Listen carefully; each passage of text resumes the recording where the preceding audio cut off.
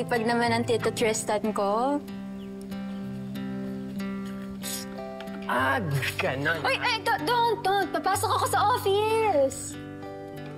Takot ko lang nabasahin ka. Baka palayasin mo pa ako rito. Grabe show.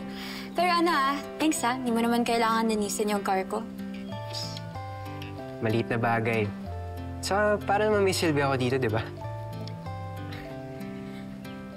Ang totoo niyan, pa-thank you ko to dahil sa naging usapan natin kanina. Nakatulong talaga sa akin. Kaya sana man nakabawi ako sa'yo.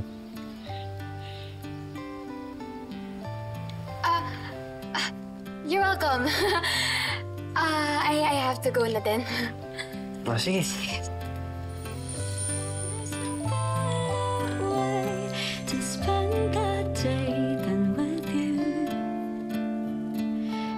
Napaka-ambisyosa talaga ng Lorenang yan. Kasal na nga sila ng civil, gusto niya pa ng church wedding. Gustong-gusto niya talaga ako ipahiya sa mga mutual friends namin ni Wilfred. Kaya ba ang aga ng inuman natin ngayon? Well, alcohol helps me think.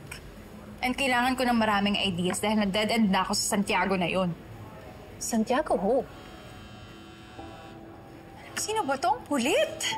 Kanina pa tawag ng tawag. Alam mo, sure ako sales agent lang to tapos gusto kong bentahan ng kung ano-ano. Kang ganyan. Baka mamaya may love ka sa akin yan. Alam mo? Wow! Ewan ko sa'yo. Wala ka nga dyan. Sige na, ito na. Pagubuksan na kita. Ingat, Thanks, Tristan. Tits. From morning texts to late night talks, you're on my mind, you're in my thoughts. Huwag mong sabihin magde-deny ka pa rin, ha? Pinaglinis mo nga ng kotse. Ay, nako, Manang Pilar. Ayan na naman ho kayo. Ako? Ako pa? Ikaw tong tarantula. Tarantula? Tarantang tulala. Pag nandiyan dyan si Amber, huwag ka na mag-deny-deny. Matanda na ako. Kabisado ko na yan. Tsaka, hindi naman kayo magkadugo. Pwede maligaw.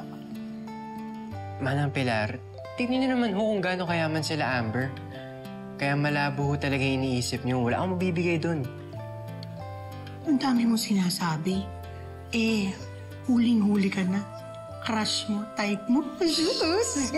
Pilar, marinig pa kayo niyan eh. Nakakahiya. O siya. Secret na lang natin yung secret crush mo. My lips are sealed.